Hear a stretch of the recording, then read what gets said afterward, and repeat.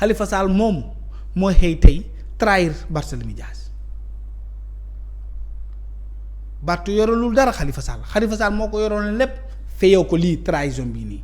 yaa ngi dégg waaye nag boppam lay def Barth il est encore jeune c'est moins de 50 ans boo amee 50 ans itam fa la yem Khalifa Sall appartient malheureusement à cette vieille génération de dinosaures politiques seen intérêt rek moo leen topp yaa ngi fàttaliku mën naa bokk rek.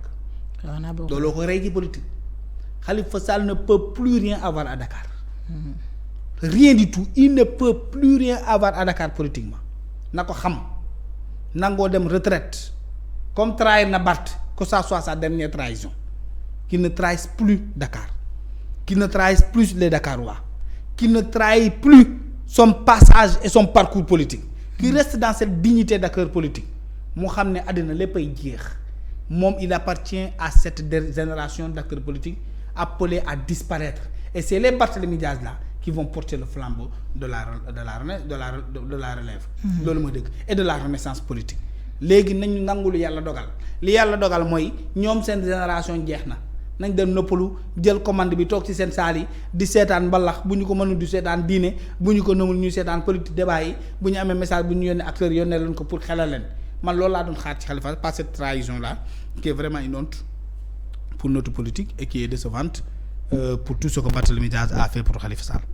waaw en tout cas yéeme na loolu démb politique moom kenn xamul lan la parce que boo seetaanee démb nii Madiambal Diagne bindee ne mi ngi féliciter Khalifa Sall parce que moom moo fal ki nga xam ne moom mooy Abass Fall te nga xam ne tey Barthélémy Dias lu ne def na ko jàppale ko ki nga xam ne moom mooy Khalifa Sall ñu dem ba tey jiit ñu yor ñaari parti taxawu Dakar ak Sénégal bi ñu bokk mais. taxawu Dakar Khalifa rek moo fa nekk. Khalifa rek moo fa nekk Khalifa qu'est-ce qu'il peut gagner maintenant. ban Sénégalais may wootal Khalifa Sall ay élection présidentielle Khalifa Sall âge bi itam mayatu ko. fii 75 ans la di Khalifa Sall vieillard la. yow ku amul 2% 1% ci élection présidentielle qu'est-ce que la amati leneen. waaye Khalifa na dem noppalu may nit ñi jàmm loolu mooy dëgg. tey boo xëyoon gis Khalifa Sall liggéey ak waa Pastef. Khalifa Sall pare na même bu liggéey ak waa Pastef da leen di liggéey rek pour muy am dépense Pastef Sall dañoo gëmul Khalifa Sall. Billahi wallahi wa taala tu fais au micro-trottoir tous les pacifiens que tu rencontres là ils disent à Khalifa Sall tu n'es pas le bienvenu ñii ñoo amul dignité ñii dañoo amul dignité Barth lu mu defaral Khalifa Sall tey Barth bu demoon sax rey doomu yàlla Khalifa Sall Barth la war a sotal bu Barth demoon rey sénégalais yépp ba jàlleen on trouve dans ses mains l'arme du crime Khalifa Sall Barth la war a soutenir parce que bi ko Barthélémy Dias di soutenir waa APR dañ doon démarche Barth pour mu bokk ci seen gouvernement. Barth lànk taxaw ne maa bañ.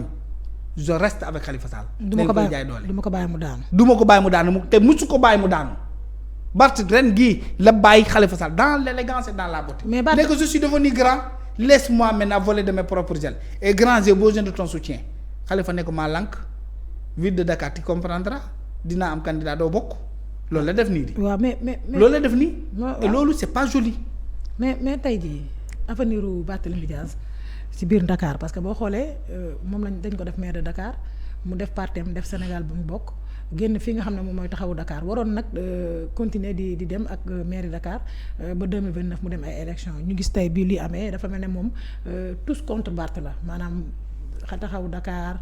mennum daal Doudou Wade lañ gis ne Barthélémy Dias bi mu defee conférence de presse ne ku fa dem ci conseil municipal dem di voté ji loolu yaa ngi nax sa bopp te li ngay def jaaduwul mennum Doudou Wade lañ gis moom demul mais ñu gis Khalifa Sall dem na yabal maanaam ay conseil municipal yi nga xam ne ñoo bokk taxawu Dakar dem nañ te ñoom sax dañoo samp seen candidat pour nangu lii nga xam ne moom mooy maire bi nekkoon ci loxo ki nga xam ne mooy Barthélémy Dias yow Kandé ku la waxoon na ne loolu dina xew ci politique ci diggante cher Barthélémy Dias ak Khalifa Sall di nga ko gëm. non mais loolu laa wax ni léegi c'est la politique qui est comme ça.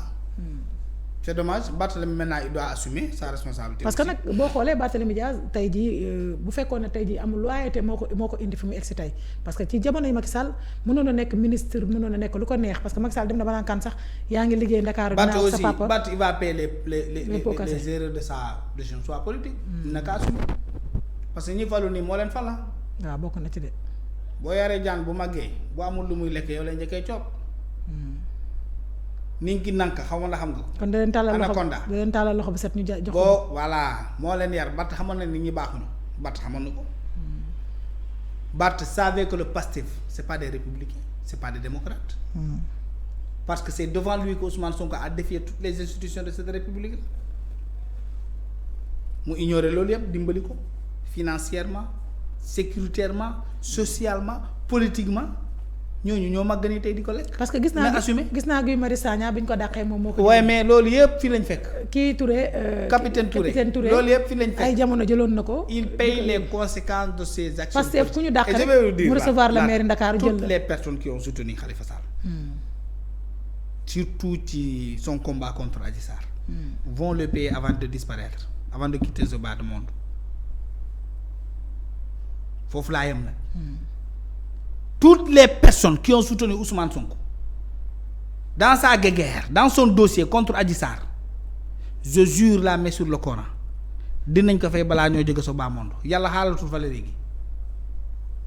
moi je me recoupe dinañ ko fay de comprendre ma de parce que tamit dama gis rek ne Pastef bi ñu leen di jaay doole di leen néewal doole di leen dàq ci seen i liggéeykaay moom bi mu nekkee maire Dakar moo leen doon jël di leen embauché Dakar mu ngi nii di leen fay salaire di leen jàppale di leen wan ne leen carrément kenn du leen fi jaayee doole maa ngi fi taxaw. Barth xamoon na ne Ousmane Sonko ak ñi muy àndal ce ne sont pas des démocrates ce ne sont pas des républicains fonkuñu kenn gëmuñu kenn xamoon na ko respecté wuñu kenn respecté wuñu nit respecté wuñu groupe respecté wuñu communauté respecté wuñu suñuy gars yi baax yi fii respecté wuñu nos institutions respecté wuñu notre démocratie. respecté wuñu notre état nga gis nit kooku di ko dooleel bu màggee lu ma la def yaate ñoo kii nga encaissé. assumé nga encaissé loolu. Barth le savait dit Barth savait que ces gens n'étaient pas bons Barth savait que ñii ils ne sont pas compétents. Barth savait que ces gens n'ont aucune vision politique réelle pour le Sénégal. Barth savait que ces gens n'avaient pas de projet. Barth savait que ñii ils ne connaissent pas l'État. Barth lépp la xam na ne ñii baaxuñu respecté wuñu la démocratie respecté wuñu Sénégalais yi respecté wuñu lu ñu gëm suñuy gëm-gëm respecté wuñu lu tax Sénégal doon benn réew mu jàmmoo bu juboo respecté wuñu suñuy institution respecté wuñu suñu état Barth xam na ne ñii amuñu projet xam nañ ne xamuñu état. Barth xam nañu ñi amuñu benn compétence bu mën a téye réew xam na ko Barth malgré ses connaissances la dafa taxaw xeex ñi kon lii lu ñu ko mënta def Barth na ko assumer loolu la mais je pense que après tout ce que j'ai dit le conseil constitutionnel ne prendra pas en compte cette considération là. mais je pense que la Cour suprême autant pour moi. du sukkandiku ci lu may wax nii. dañuy basé wu ci droit pour delloo Barthélémy Dias parce que actuellement c'est le maire de Dakar et il le restera. mais bu ma seetaanee El Malick Ndiaye mu génn ne ñoom justice bi buñ ko maanaam bu ñu déposé li ñu war a def justice bi def lu mu warul def ñoom ñu jël seen yoonu bopp nga jàpp ne tey jii. ba El Malick dafa wax comme yéeféer parce que wax jooju waxu yàlla la. yàlla moo wax ni man. su ma tegee nga teggi nit teg ma tegaat mu teggi dama lay teggi tegaat loolu waxu yàlla la c'est un pouvoir qui est exclusif à Dieu maanaam dafa bokkaale yàlla ci wax ji suñu tegee ñu teggi ñu tegaat ñu teggi mu ñu effacer dama lay effacer soog a teg loolu waxu bokkaale la c'est pas de la mode du yëfu nit waaye billaahi wallaahi wa taala El Malick di effacer kenn billaahi wallaahi wa taalaahi moom bu continuer ci lu ñu yaakaar ñun ñoo leen di effacer ñu teg ensuite yàlla contrôler loolu dégg parce que ñi arrogance ju nekk ci ñoom saa yu nekkee ci nguur rek ñàkk nga sa nguur reewande ci wax gi ne ci ñoom ñiy falu saa yu nekkee ci nguur rek perte nga sa nguur te lu ñu xamul arriver au pouvoir c'est perdre le pouvoir madame. Parce que quand tu arrives au pouvoir, il te reste quoi d'autre? Rien du tout. Rien du tout.